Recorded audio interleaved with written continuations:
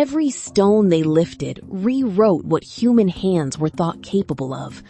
125,000 people, 6 times London's size in 1500, yet ruled by no known name.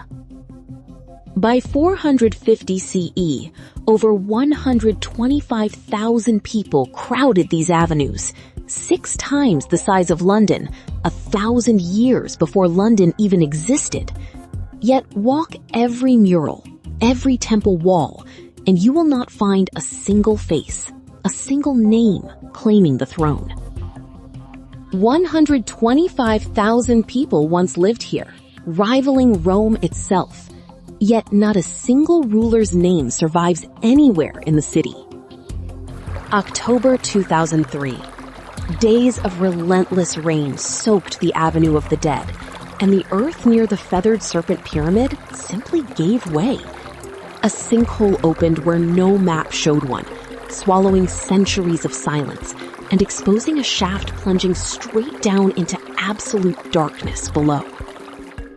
Archaeologist Sergio Gomez Chavez knelt at the sinkhole's edge.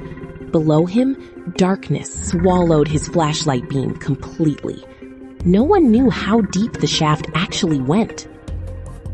Above stood Tlaloc II-TC, a sunken plaza built to hold thousands. At its center, the Feathered Serpent Pyramid, carved with fanged gods staring down for over 1,000 years. This was the seat of power. Yet no name, no face, no ruler was ever inscribed anywhere here. Gomez lowered a camera first.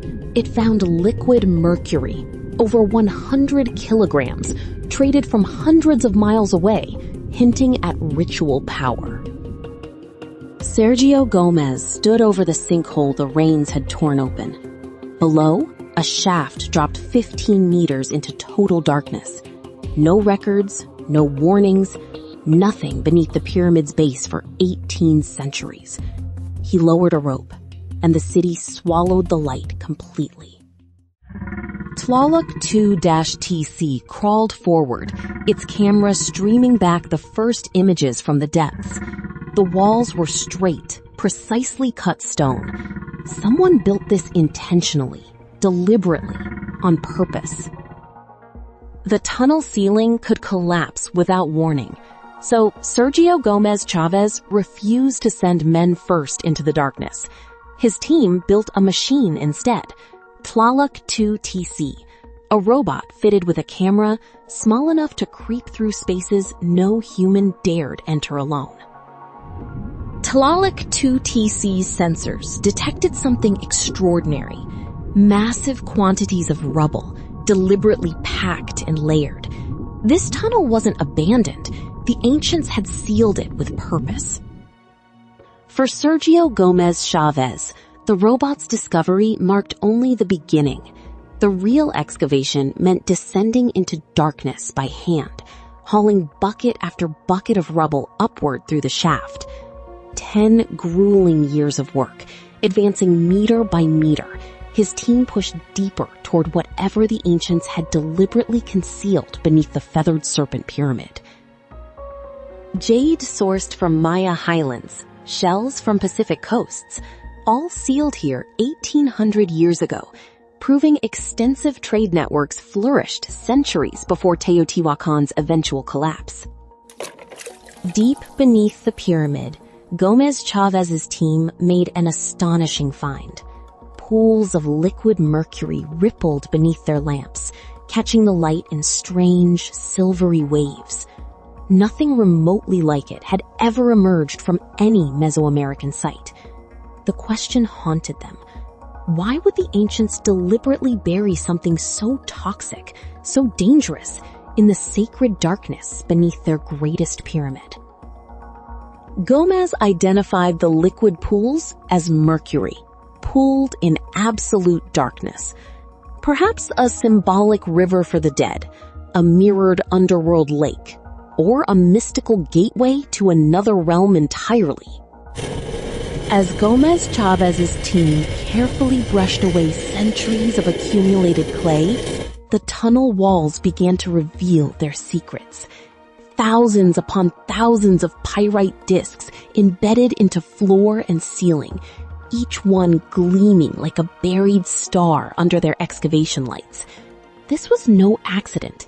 The ancients had deliberately mapped the heavens above and sealed that celestial knowledge beneath the pyramid. Gomez froze as the realization struck him. Pyrite-coated spheres scattered across the tunnel ceiling like constellations. The ancients had constructed their own sky, hidden in the underground darkness. In niches carved into the tunnel walls, Gomez Chavez's team uncovered jade figurines, carefully worked wood carvings, and polished statuettes, sacred offerings placed with reverence, never intended for sunlight. Each artifact lay precisely where Teotihuacan's priests had positioned it 16 centuries earlier, perfectly undisturbed by time beneath the pyramid's weight. No royal inscriptions mark these walls. Jade from Guatemala, shells gathered from 2 distant coasts, offerings that bound an entire empire together, not a single ruler alone. Sergio Gomez's team meticulously cataloged the offerings positioned before the chamber's sealed doors. Rubber balls, jaguar bones, wolf remains, all deliberately arranged, never disturbed by grave robbers. This wasn't ordinary construction debris abandoned by workers. It was a sacred threshold, sealed with ritual sacrifice, protected before initiates descended into the underground sanctuary. Gomez saw it in the layout itself. The tunnel dipped downward, then opened into 3 chambers glittering with mica and liquid mercury. To him, this wasn't merely storage. It was a symbolic descent, a man-made journey into the underworld the Teotihuacanos believed ancestors traveled after death. 100 meters in, Gomez Chavez's team reached the end. 4 chambers, cut into bedrock, sealed behind massive stone doors. No footprint had crossed that threshold in over 1,600 years. Whatever waited inside had been left there deliberately, preserved in darkness for centuries, untouched. Chamber after chamber revealed mica-lined walls and thousands of offerings. Gomez Chavez let himself believe it. This had to be a king's tomb. In 1952, Alberto Ruz Lulier descended a hidden staircase at Palenque and found King Pakal's tomb. Teotihuacan might rewrite that history. 15 years of digging revealed not a single name on any wall. Some scholars see a bureaucracy so evolved it erased ego entirely. Others suspect the opposite, a hidden elite, cloaked in anonymity, guarding power precisely by refusing to be seen or remembered. Word spread through archaeology circles. Gomez Chavez had reached the tunnel's final chamber. Reporters gathered. Editors held front pages. After a decade underground, surely this sealed chamber would finally give Teotihuacan what no wall, no mural, no monument ever had. A king's name, a face, an identity. When Gomez Chavez finally reached the chamber's heart, he found no throne, no royal bones, no name carved anywhere. Only thousands of offerings, arranged with precision.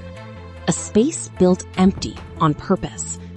Teotihuacan's rulers refused to be remembered as kings. Not one mural, not one name, not one carved face of a king anywhere in Teotihuacan. Gomez Chavez searched the tunnel for a tomb worthy of an emperor. He found none, because the city never worshipped a ruler. It built the universe itself to rule instead. Gomez Chavez searched every mural, every wall, every chamber. No king's name, no face. A city of 125,000 people, ruled by no one anyone can name.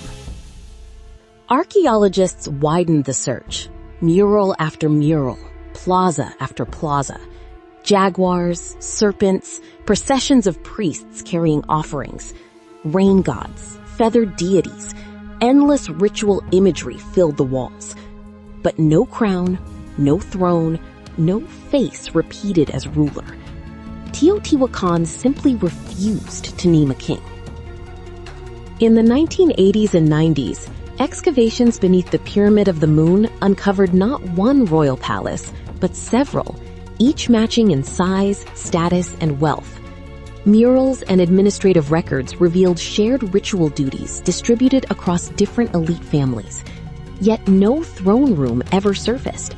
Teotihuacan, it appeared, was governed collectively by committee rather than autocratic rule.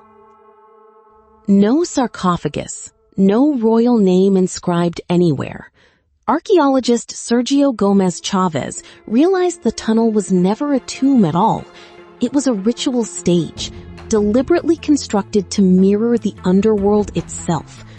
Power in this city didn't require a recognizable face. It needed the cosmos, staged in stone, to transform control into something that felt like divine order. No throne room has ever been discovered anywhere in Teotihuacan. No king's name appears carved on any monument or wall. Perhaps because the rulers here didn't rely on statues or royal imagery. They governed through water channels, through aligned sightlines, through hidden tunnels beneath the city. Engineering itself became the mechanism of government. Infrastructure was power made visible in stone. No king's name, no royal face carved anywhere in Teotihuacan. The tunnels themselves issued the orders. After 2 decades of underground excavation, Sergio Gomez never found a king, only chambers, pools of mercury, and silence where a name should have been. More than 20 years after that sinkhole first opened, Sergio Gomez Chavez's excavation continues. Most of the tunnel remains sealed to the public, not from secrecy, but from genuine archaeological caution. Deep beneath Teotihuacan streets, researchers are still deciphering a city that never recorded who ruled it, a civilization that left power unwritten in stone. No mural, no tomb, no carved royal name has ever revealed a king of Teotihuacan. For a metropolitan population of 125,000 souls, that absence of naming is itself the discovery. Authority here didn't wear a crown or display a face. Power may have lived distributed underground, faceless and decentralized, running through the tunnels beneath the city streets. No king carved his name here. Perhaps power needed no face, only tunnels, stone, and silence.